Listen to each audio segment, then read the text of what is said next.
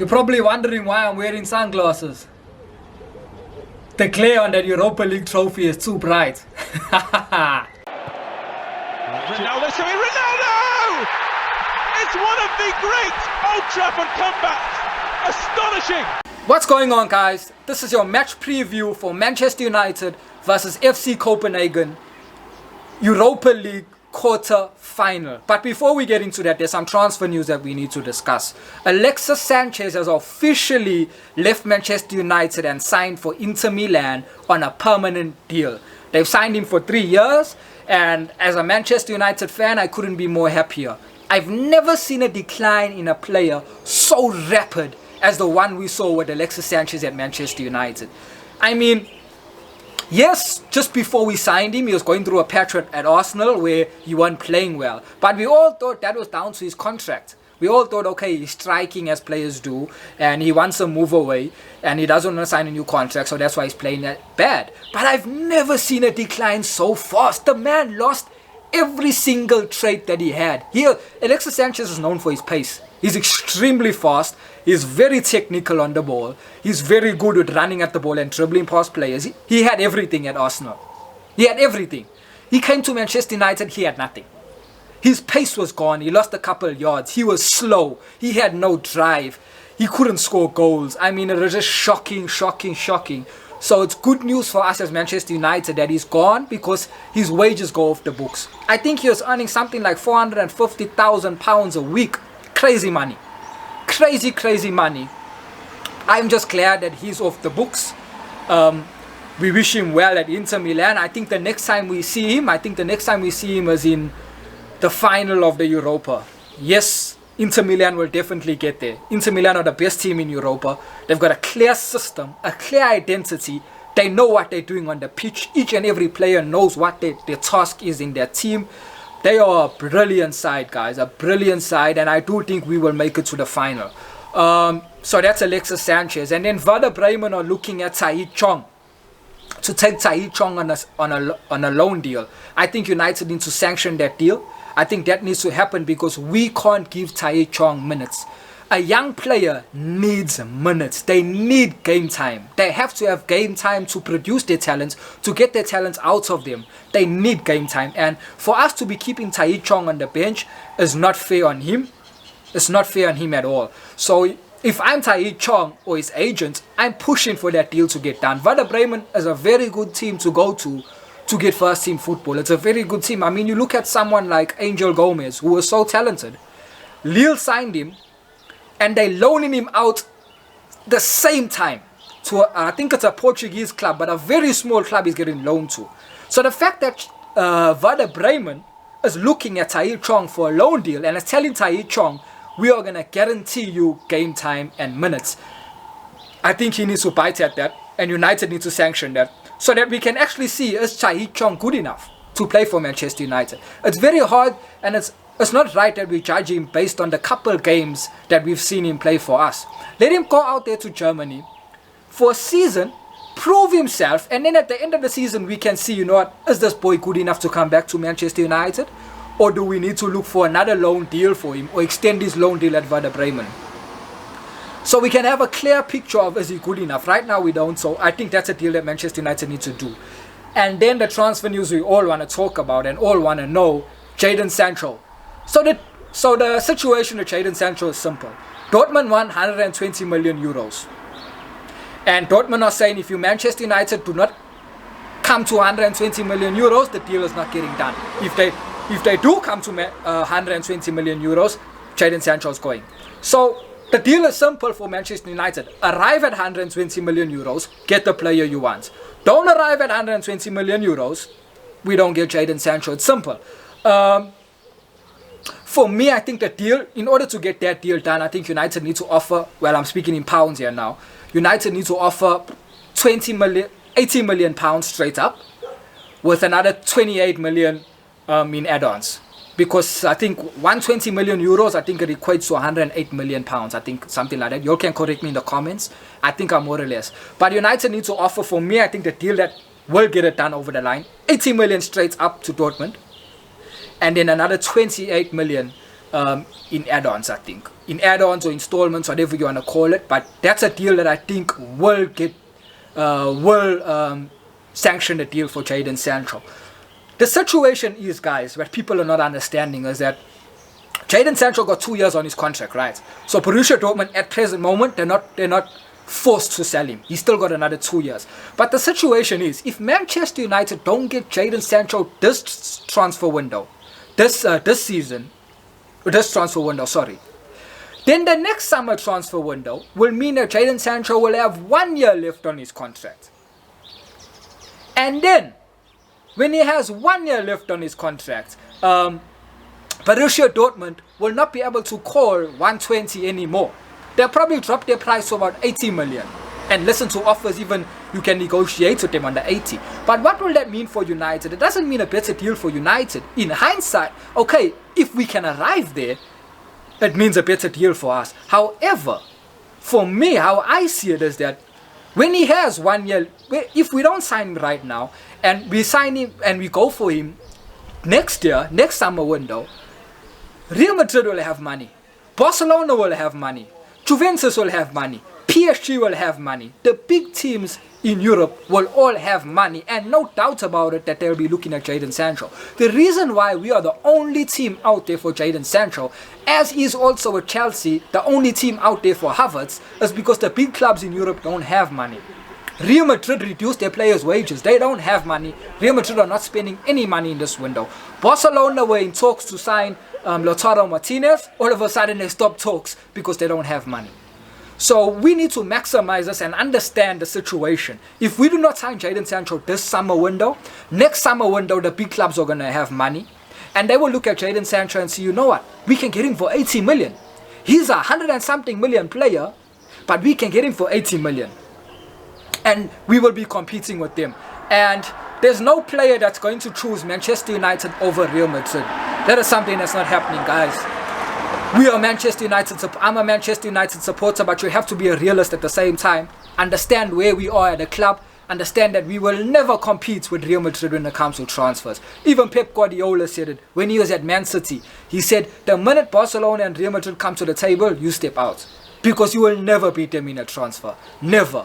So we need to sign Jadon Sancho in a nutshell, because next summer window the bigger clubs will be there and it's going to be more difficult for us to sign him.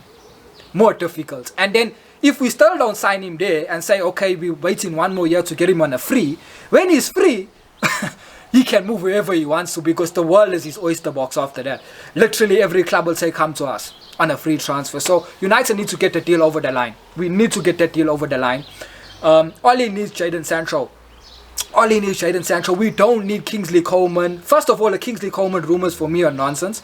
Bayern Munich only got 3 wingers. Coman, Gnabry, and now Leroy Sané. They only got 3 wingers. Coutinho's on loan. He's going back somewhere, wherever he's going back to Barca or wherever he's going. But Bayern Munich are not extending his loan. Perisic, I'm sure Perisic, they won't extend his loan. So they've only got 3 confirmed wingers at the club. There's no way they're going to sell Coman, guys, or loan Coman out. And even if they do, Coman is not a player that we should be looking at. Not a player at all.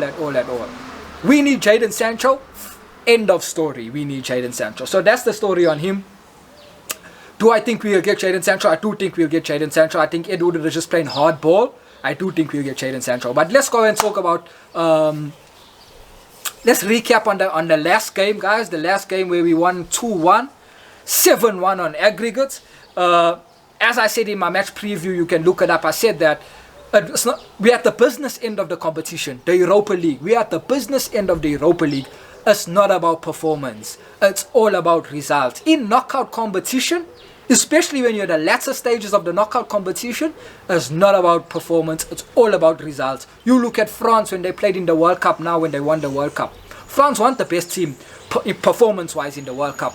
Not at all. Belgium was the best team performance-wise. They were playing teams out of the park.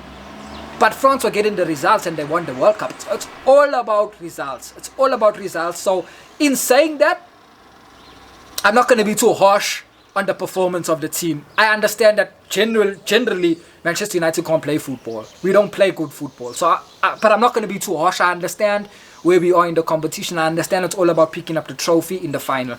I fully get that. Whether we win the next game 1-0, 2-1, we win on penalties, I don't care. We just need the results.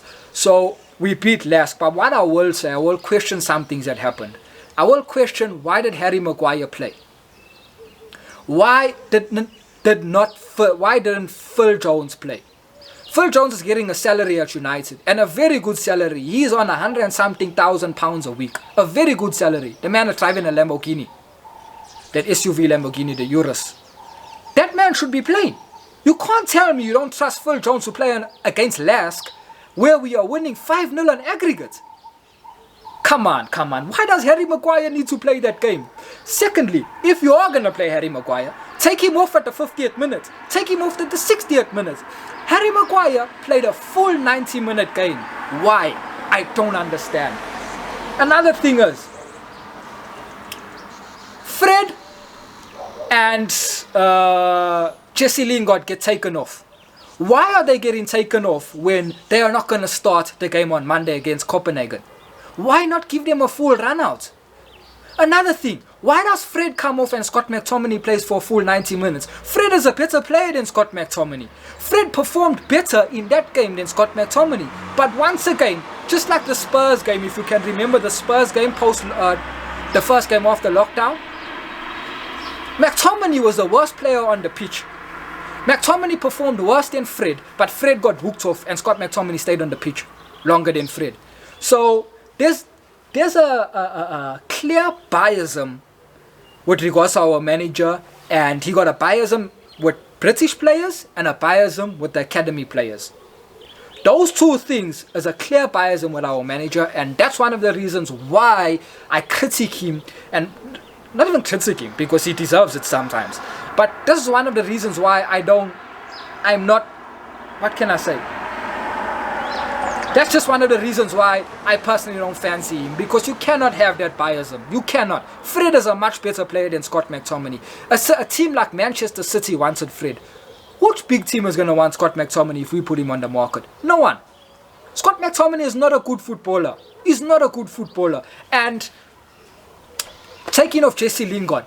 Now for me, I believe Jesse Lingard is going to leave the club end of the season. I do think he's going to leave the club. The fact that he changed agents and Mino Raiola is his agent right now, it's a sign that he's going to leave the club. And he can't get first team, he can't get starting 11 football. He can't start games for us. He's not good enough. So I think he's going to leave the club. Why do you not give him a full 90 minutes? Why? Why do you leave Scott McTominay on and Daniel James on? Those were the two worst performers on the pitch. Another thing, guys, there's a couple of players that should not be at Manchester United. Let's start from the back. Fosu-Mensah, he should not be at Manchester United. And that's another thing I want to talk about as well. Fosu-Mensah should not be at Manchester United. Scott McTominay should not be at Manchester United. The boy, if you can tell me, in the comments you can even say, what is one thing that Scott McTominay is good at as a midfielder? The basics that you need to be good at as a midfielder, you need to be good on the ball. The basics. You need to have technical ability. The basics. You need to be able to pass. Now, I'm not talking about have a range of passing like Paul Pogba, Toni Kroos. No. The basic passing, moving the ball, you have to be able to do that. Scott can't do that. Scott is not good on the ball. So, he should not be at Manchester United. Daniel James should not be at Manchester United. The boy only got pace. He's got nothing else. He couldn't beat the first man with his crosses. Not once did he beat the first man with his crosses against LASK. These players should not be in. Another thing, where's the low? Why is Fosu-Mensah playing and the low is not playing? Why is Brandon Williams, who is our only fit left back because Luke Shaw's out for the season, why is Brandon Williams playing? Why couldn't you put the low and rest Brandon Williams? Mind you, the low is better than Brandon Williams and Fosu-Mensah. And apparently Everton are looking at signing the low. So that tells you, who wants to sign Fosu-Mensah? No one. So those are just the things that I had about that game, guys. On to the game on Copenhagen, the preview of Copenhagen. Well, the team, we should all know the team that's going to be put out, guys. Sergio Romero as the goalkeeper, right back Wan-Bissaka, Lindelof, Maguire, Brandon Williams. The two pivots in the midfield will be Matic and Paul Pogba. Bruno Fernandes ahead of them. Rashford on the left, Marshall on the right. Marshall up front, Mason Greenwood on the right. That's our best 11. That's the 11 that Oli can only play. The minute Oli takes out certain players, the drop in quality is too big. And the reason for that is because he relies on individual brilliance. There is no system. You see, when there's a system, you can take even your best player out the pitch and you'll still maintain a certain standard. You'll still maintain a certain standard of your performance. An example is Manchester City with KDB. Manchester City won the league last season without Kevin De Bruyne for 3/4 of that league. And Kevin De Bruyne is their best player. So the evidence is there. The evidence is there, guys. When you have a system, you can take out certain players and rotate them and still maintain a certain standard. You look at Ferguson as well. Ferguson is rotating, putting Park Ji-sung in some games, putting Darren Fletcher in some games, and we were still winning. We were still maintaining a certain standard because there was a clear system. So that's the 11 we're going to put out. We will win. I'm 100% confident we will beat Copenhagen. The only player I know that plays for Copenhagen is that defender. I think he's a defender. That defender that used to play for us. That young boy, what's his name? Valema or something like that. I can't remember his name. But I don't know anyone that plays for them. We've got better players than them. We will beat them. 100% we will beat them. The scoreline, for me, I'm probably going with a 2-0. I'm probably going with a 2-0. We will beat them. I do think we will make it all the way to the final, because when we beat them in the quarter-final, semi-final, we either verse in Wolves or Sevilla. It's going to be a tough game, but I'm 100% sure that we will get over the line there as well. The final against Inter Milan, that is a game that that's where we will see what Manchester United are really made of. Inter Milan got our players that we deem not good enough, and they are performing well there. Let's see. But guys, I will see you in the match review of FC Copenhagen versus Manchester United. Keep well, guys.